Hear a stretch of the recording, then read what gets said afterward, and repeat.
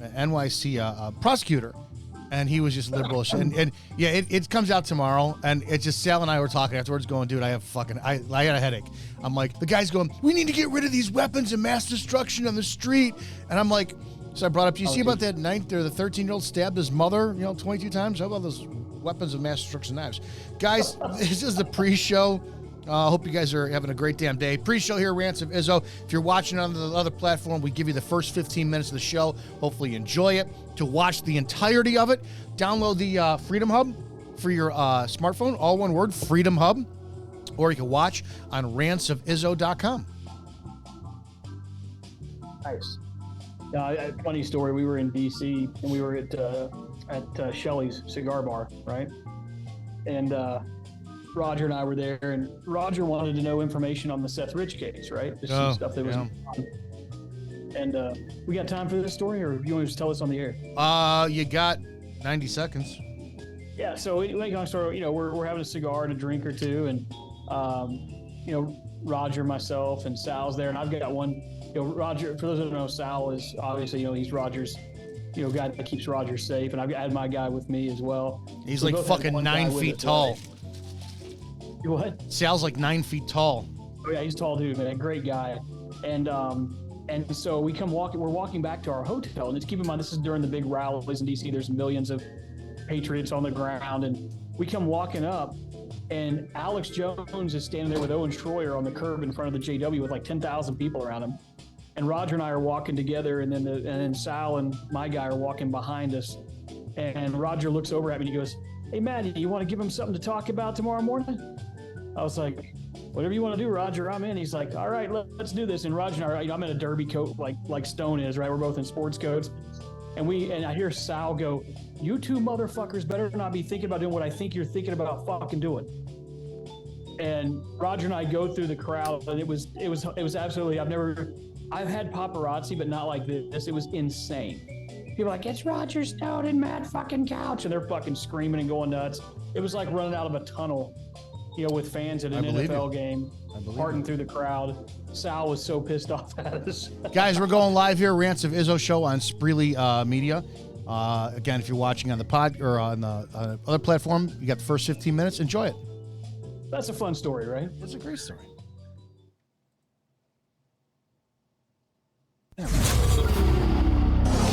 Sit down, shut up, and pay attention.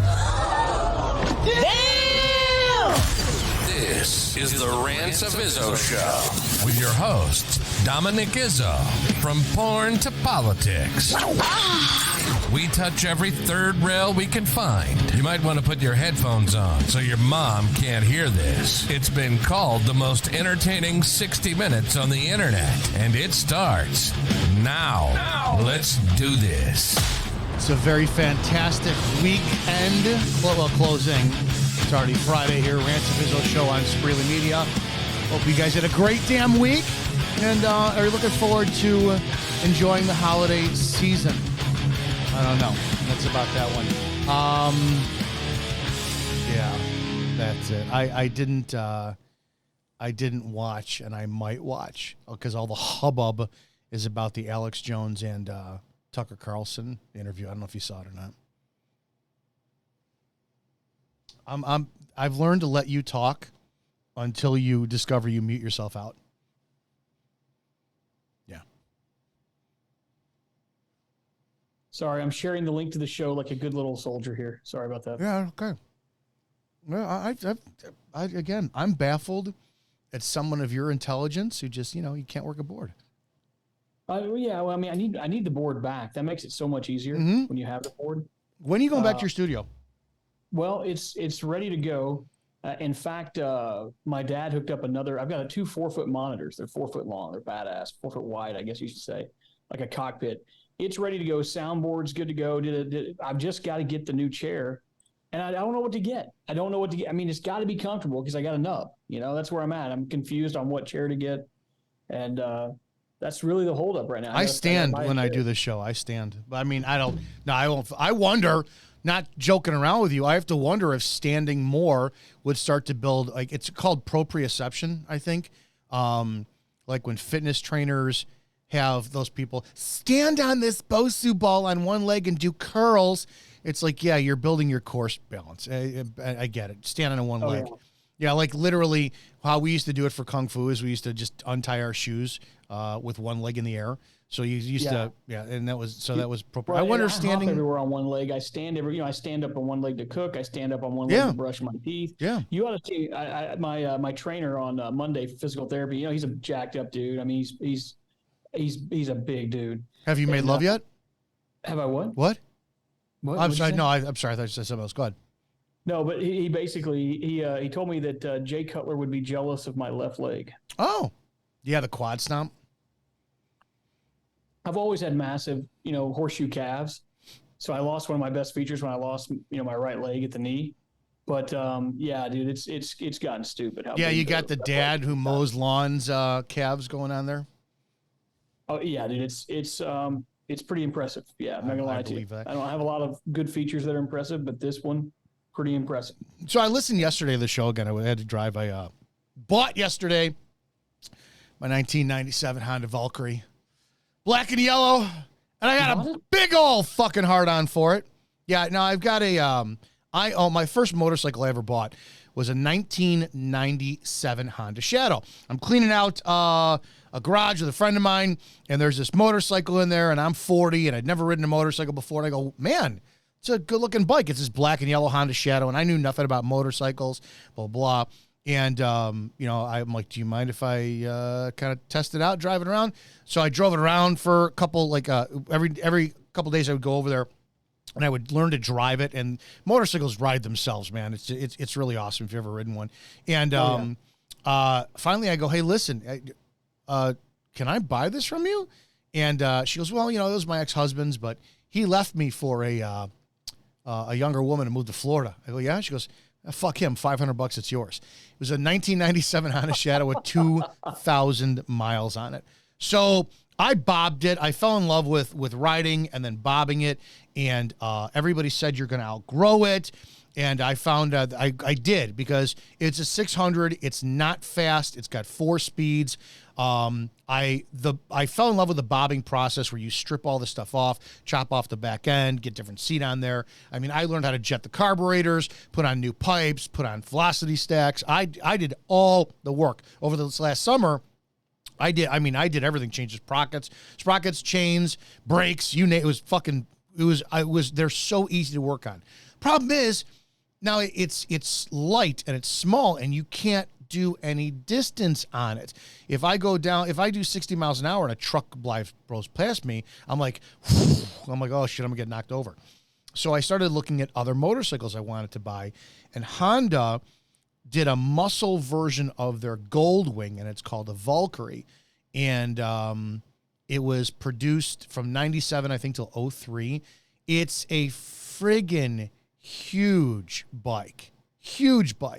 And I wanted a black and yellow, and I wanted a 97 because I have a black and yellow 97 VLX, and I found one. And we started the stuff yesterday. So I got a big old boner, but I can't do anything about it until May because it's already December out here, and there's no riding going on.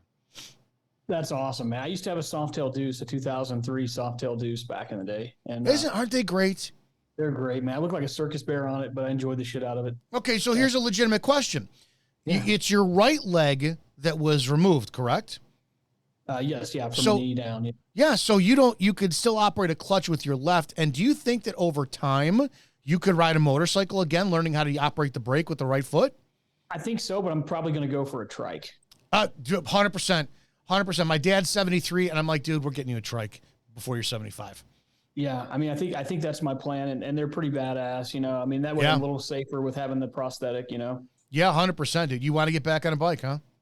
I do. Yeah, I want to get a trike, and then I've even looked at one of my buddies who's, well, you and I talked off the record about it. He's my sensei, has TCB boxing and mixed martial arts here for 20 plus years, got fighters all over the country, but they use the e-bikes, right? These electric bikes, and they make a three-wheel electric trike. And so once I get, where I'm fully back, he wants to get me on that, riding with the fight team again, and to get my cardio in and stuff. So I think that's pretty cool too. Electric bike, did you just say?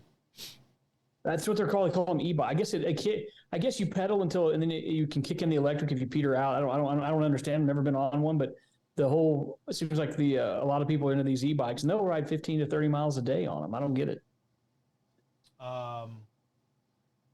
I've never been on one. So hey, try not to suck any dick on the way through the parking lot. Yeah. Don't ever say that again, dude. What's that?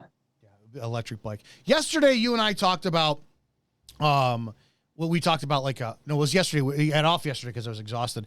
God, I sound like fucking Mariah Carey. I was exhausted, so I needed a day off yesterday. No, yesterday I was brain dead because I told Matt before the show started. I did the Armstrong Williams show yesterday, right before the show, and this moron, bleeding liberal heart African-American former prosecutor from New York he was all about the terrorists on the FBI watch list, and he had to drop in white supremacists the most. And then when he was called out by Sal Greco and myself, well, no, there's other terrorist groups out there. Motherfucker, you said white supremacists. And then he called AR-15s weapons of mass destruction. It was like bleeding of brain cells. So I needed the day off. I had a fucking migraine after doing that one. But anyways, the day before, you and I were talking all about the Nephilim and all this shit and blah, blah, blah. Now, I don't know if you saw. Have you seen the potential video of them finding Nimrod or Gilgamesh, his tomb in Iraq? Did you see that? I did not. I want to show that to you. So we're going to catch the audio up, or the audience up to speed for a second. Matt and I were talking the other day. Nimrod remember Matt, he was the Tower of Babel builder. He was the great grandson of Noah. Where am I at here? Nimrod, there's got so many damn names in there. So is a biblical figure mentioned in the book of Genesis and the book of Chronicles, the son of Cush, and therefore the great grandson of Noah. Nimrod was described as a king in the land of Shinar, lower Mesopotamia, and the Bible states that he was a mighty hunter before the Lord and began to be mighty in the earth. Later extra-biblical traditions identify Nimrod as the ruler who commissioned the construction for the Tower of Babel, which led to his reputation as a king who was rebellious against God. Matt, can you explain so beautifully as you did the other day what the Tower of Babel was? Well, can I use the word allegedly, I guess? Yeah, allegedly. It was a tower they had built that was going into the heavens, right? And or into heaven. And God destroyed it because they were getting too close to heaven. It goes into my whole theory, and I have other, great pastors like Locke and Gibson and others who agree with me, Coconato, that they were far more technologically advanced in the Bible than we realize. Because, and I always say this to people, God's not destroying a tower. They didn't build a rickety wooden tower to heaven, folks, right? They were highly advanced. I mean, you look at Genesis, I think it was like the 8th chapter. It goes from like they're telling the story, and all of a sudden it's like, and then they walked into the city. I'm like, where the hell did the city come from? Right. I'm like, wait a minute. Hold on a second. We were kicking rocks, and now there's a city? What the hell just happened? It was Rob Skiba, who, if anybody's ever seen Rob Skiba's content on YouTube, it's still there. He passed away, I think, last year or the year before. And Rob Skiba did the math on what the Bible said that the Tower of Babel was. And I don't remember exactly what. I think I thought I heard him say it was like 100-mile diameter of what the width of the base of the Tower of Babel was.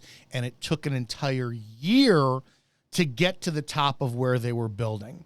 So that should tell you something about this. And again, we talked about it on Wednesday's show with the concept of Babel, right? So babies babble, and there's that app now on your phone that you can get to learn about other dialogues. Like if you want to learn French or Italian, it's Babel. It used to be Rosetta Stone, now it's Babel. Well, as they were building this Tower of Babel to go attack God looks down and is like, no, this shit ain't happening. So he confounded all their tongues, confused all their tongues, and he created like 70 different languages.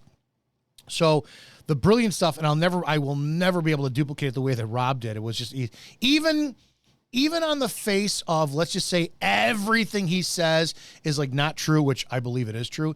It makes an amazing listen and watch on Rob Skiba's stuff on YouTube for like entertainment. He really does a fantastic job. And he talks about how Nimrod's name is actually Gilgamesh and actually Apollo and Osiris. And when you think about it, well, that makes sense because if God made them all speak different languages, aren't they going to have different names? So I want to play this. This is, I'm going to show this to Matt, and then we're going to watch along with this. Back in 2001, when did we invade Iraq? Do you remember when that was? First time or the second time?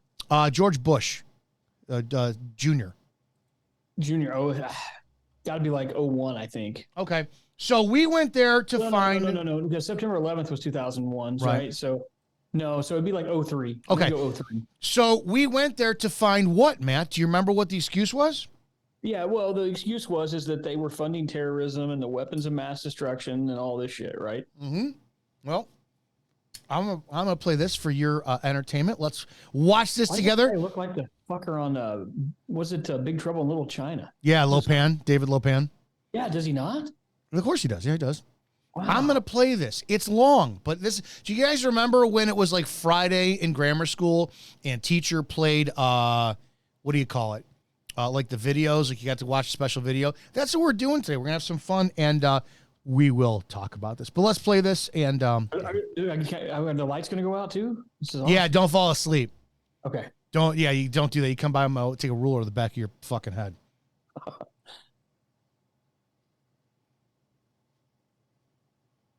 There's a picture. So they're showing four still photos that are taken from a video here. If you're not watching, if you do want to watch this, go to rantsofizzo.com or what do you call it? The Freedom Hub app for your cell phone, your smartphone. Title of this is Gilgamesh or Nimrod intact tomb found. Nephilim giant skeleton retrieved. DNA gnomes for fallen angels.